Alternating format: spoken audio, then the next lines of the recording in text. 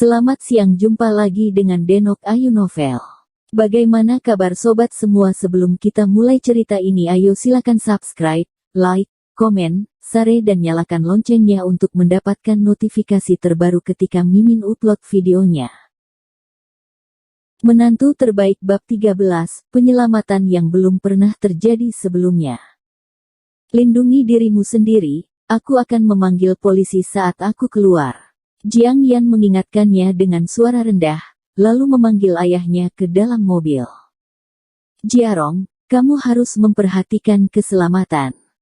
Tanpa diduga, dia jarang melihat suami lama Lin Yu, dan bertanya tanpa khawatir sebelum pergi. Mengerti. Setelah Jiang Yan dan yang lainnya pergi, Scarface tidak sabar untuk memimpin orang-orang di sekitar Lin Yu, mengulurkan tangan untuk mengambil buku fotokopi di tangannya. Senyum main-main muncul di sudut mulut Lin Yu, dan kemudian dia meraih pergelangan tangan Scarface seperti sambaran petir. Lalu dia menghancurkannya dengan keras dan dengan satu klik. Pergelangan tangan Scarface hancur karena suara itu. Lalu Lin Yu menendang dadanya dengan pisau.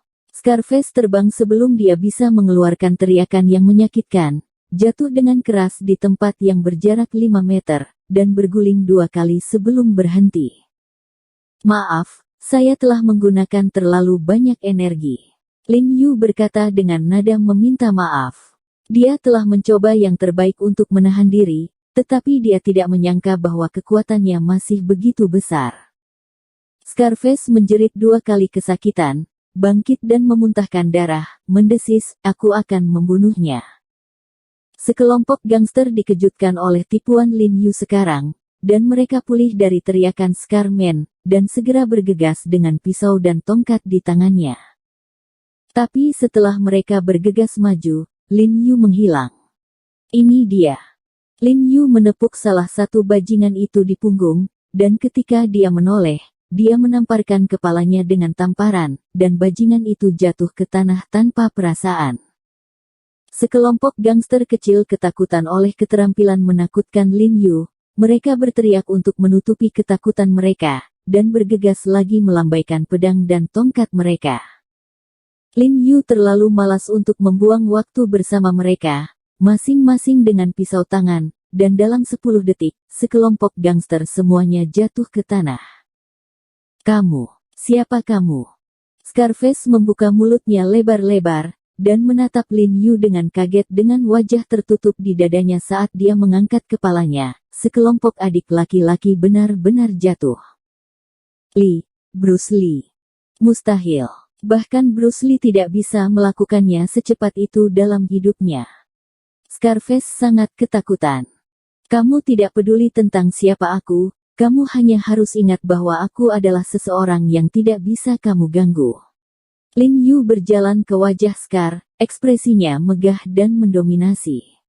Kembalilah dan beritahu pemilik toko, jangan memikirkan ide untuk memukulku di masa depan.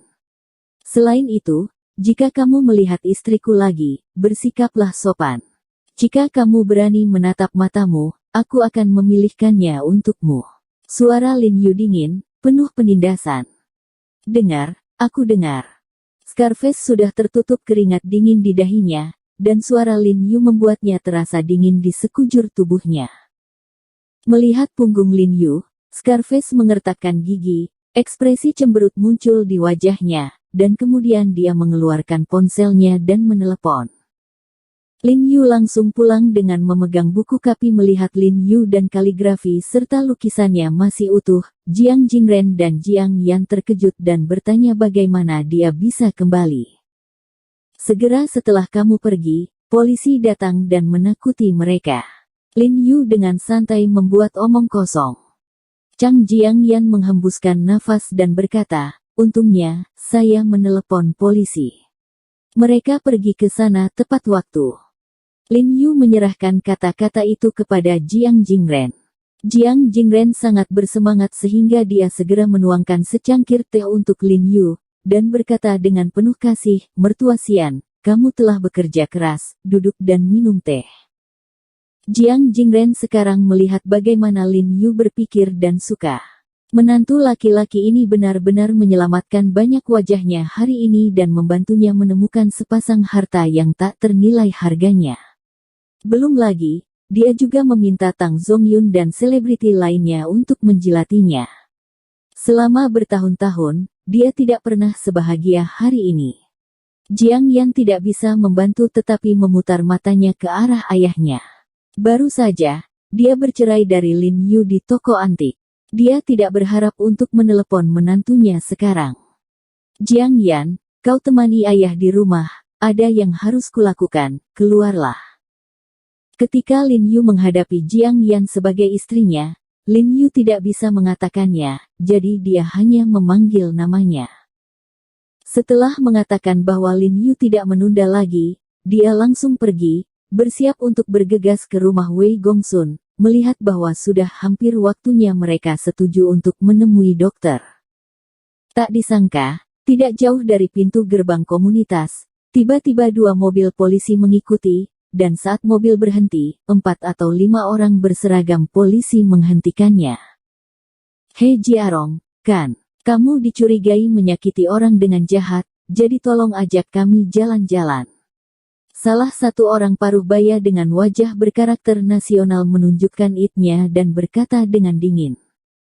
Ketika Guo Zilian berbicara, semua orang menatapnya seolah-olah mereka sedang menghadapi musuh, dengan tangan mereka di tas senjata di pinggang mereka. Tampaknya jika Lin Yu bergerak, mereka akan membunuhnya tanpa ragu-ragu.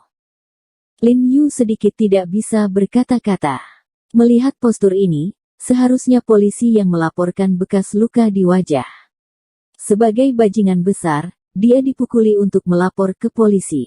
Itu terlalu tidak berguna. Bagaimanapun, merekalah yang merampok diri mereka sendiri terlebih dahulu. Lin Yu tidak takut, dan mengikuti mereka ke dalam mobil, berencana untuk pergi ke kantor polisi untuk mengklarifikasi masalah tersebut kepada mereka. Apa yang tidak diketahui Lin Yu adalah bahwa wajah karakter Tionghoa ini adalah kakak tertua dari Skartou dan pemilik toko. Setelah Skartou dipukuli, dia memanggilnya dan memintanya untuk menangkap Lin Yu dan melihat apakah dia bisa mendapatkannya dari Lin Yu. Peras salinan buku.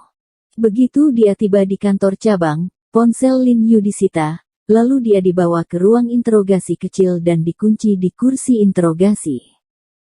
Setelah beberapa saat, wajah karakter Cina dan seorang pemuda masuk dan duduk di seberangnya. Kamu adalah He Jiarong. Kamu melukai 11 orang di jalan simen sore ini, bukan? Ya, tapi mereka ingin merampokku dulu. Jawab aku, ya atau tidak. Sebelum Lin Yu selesai berbicara, Guo Zilian tiba-tiba memotongnya dengan dingin. Iya, Lin Yu mengangguk. Ke-11 orang ini sekarang berada di rumah sakit, 5 diantaranya luka ringan, 4 luka parah, dan 2 lainnya masih pingsan dan mungkin dalam bahaya kapan saja. Tidak mungkin, dengan kekuatan tindakan saya, mereka akan bangun dalam keadaan koma paling banyak, dan tidak ada kemungkinan hidup mereka dalam bahaya. Lin Yu mengerutkan kening. Kamu bilang kalau tidak ada yang mengancam nyawa, tidak ada yang mengancam nyawa. Apa kamu ingin aku menunjukkan sertifikat rumah sakitnya? Wajah Guozi marah dan nadanya sangat menindas.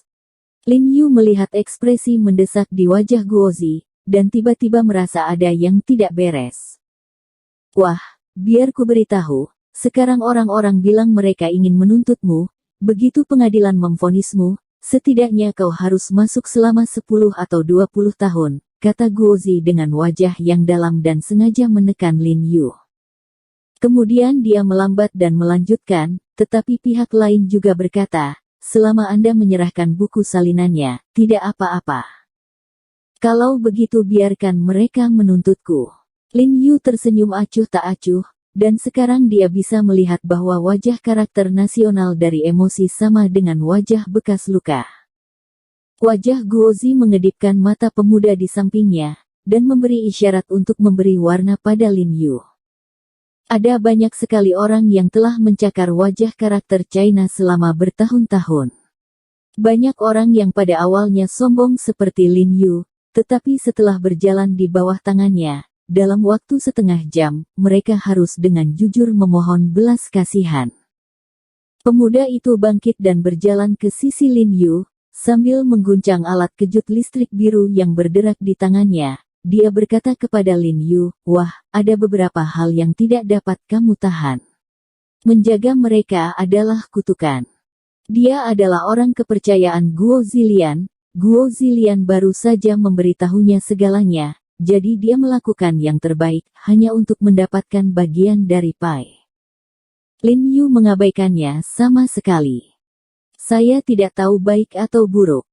Pemuda itu sedikit kesal, menyesuaikan denyut nadi tegangan tinggi ke level tertinggi, dan kemudian menikam Lin Yu dengan keras. Apa yang tidak dia sadari adalah bahwa Lin Yu juga menendang pergelangan kakinya saat ini. Pemuda kecil hanya merasakan sakit di kakinya, tiba-tiba tubuhnya bersandar, dan dengan cepat jatuh ke tanah. Setelah sikunya menyentuh tanah, trafo di tangannya menusuk ke lehernya. Pemuda itu tiba-tiba mengejang, dan dia bahkan tidak bersenandung. Dia mendengus dan pingsan. Cek-cek, benda ini cukup ganas. Ini adalah pertama kalinya Lin Yu melakukan kontak dengan hal semacam ini, dan tidak bisa tidak merasa sedikit bersemangat. "Beranikah kau menyerang polisi?"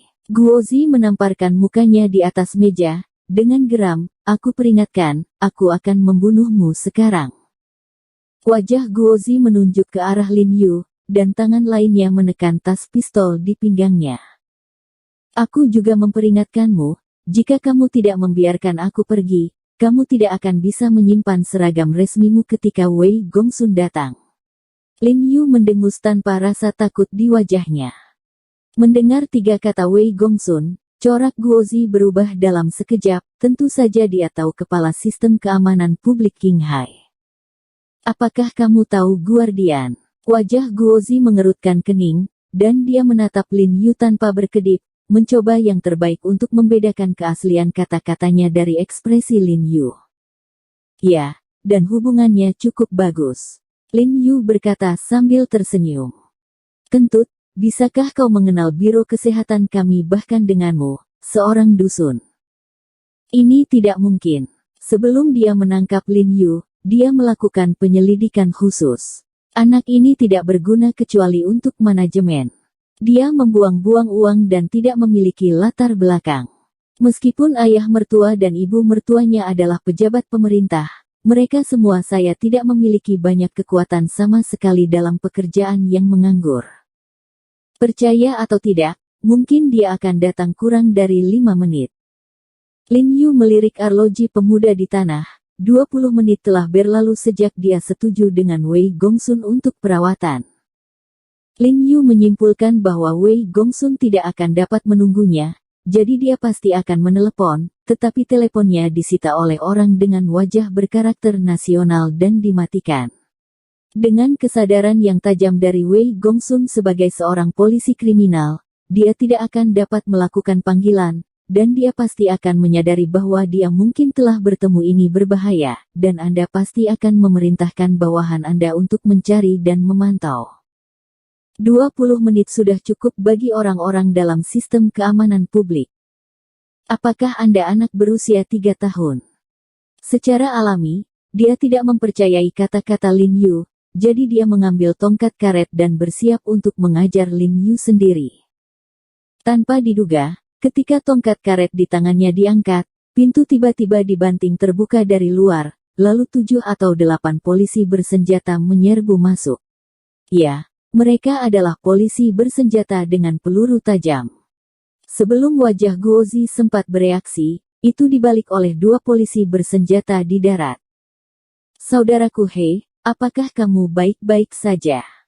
Kemudian Wei Gongsun masuk dan berkata kepada Lin Yu dengan nada meminta maaf, "Maaf, saya terlambat." "Tidak apa-apa, tidak apa-apa." Kulit Lin Yu tenang, tapi diam-diam dia terkejut.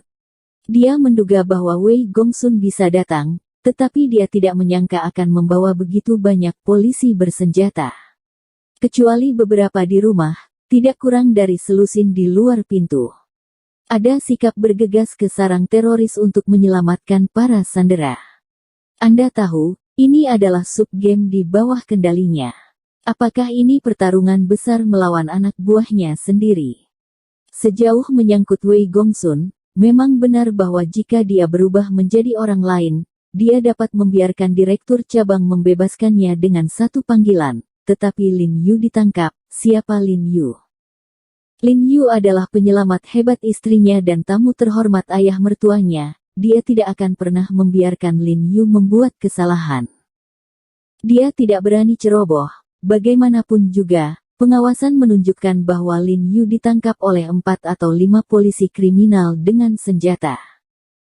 Tanpa mengetahui situasinya, dia tidak berani mengambil risiko, dan langsung memanggil pasukan polisi bersenjata dari markas untuk bergegas ke cabang untuk menyelamatkan Lin Yu.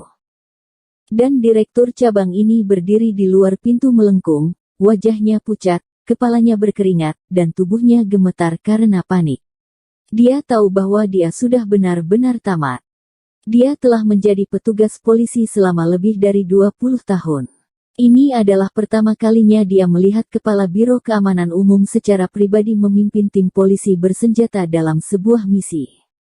Dia tidak menyangka bahwa untuk pertama kali ini, dia akan jatuh di kepalanya, dan dia pasti akan menjadi bahan tertawaan dari seluruh sistem keamanan publik di masa depan. Itu pasti sosok seperti peri yang duduk di dalam. Bodoh ini bodoh. Dia ingin menangis tanpa air mata, dan dia tidak bisa menahan untuk tidak mengutuk dengan wajah karakter nasional. Berani-beraninya kamu menyalahgunakan jabatan publik, menggunakan bisnis pribadi, dan memborgolnya. Wei Gongsun berkata dengan tajam, melihat karakter nasional di lapangan. Guo Zilian juga terkejut dengan postur ini, dan sebelum dia bisa bereaksi, dia diborgol dengan linglung. Saat ini, di toko barang antik Baoyuange, pemiliknya sedang duduk di kursi guru, memegang pot tanah liat kecil berwarna merah dengan mulut bengkok, minum teh dengan santai, menunggu dengan sabar kabar baik dari kakak laki-laki. Dia sangat terkejut dengan kangen kakak ketiga sore ini, tapi untungnya masih ada kakak laki-laki, dan kakak laki-laki selalu bijaksana dalam melakukan sesuatu. Selama bertahun-tahun, dia tidak pernah melewatkan apapun, dan kali ini pasti tidak terkecuali. Dia tampaknya telah melihat Ming Qiti yang dicurigai asli terbang ke tangannya, seolah-olah dia telah melihat langit penuh dengan uang kertas terbang. Dia tidak bisa menahan tawa. Saat ini, telepon berdering, dan dia buru-buru mengulurkan tangan untuk mengangkatnya, merasa senang. Hei, ketiga, sudah selesai. Kentut, saudara kedua, apa kau tahu siapa yang kau tersinggung kali ini? Suara Scarface mengandung tangisan depresi. Ada apa? Pemilik toko melihat ada yang tidak beres dan duduk dengan tiba-tiba.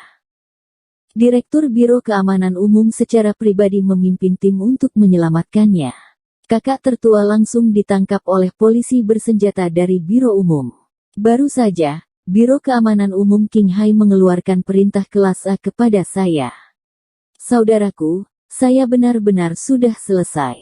Scarman tidak bisa menahannya lagi dan mulai menangis. Bersambung. Terima kasih kepada kalian yang telah menonton video ini. Jangan lupa tekan tombol subscribe-nya dan nyalakan notifikasinya untuk mendapatkan video-video seru lainnya dari Denok Ayu Novel.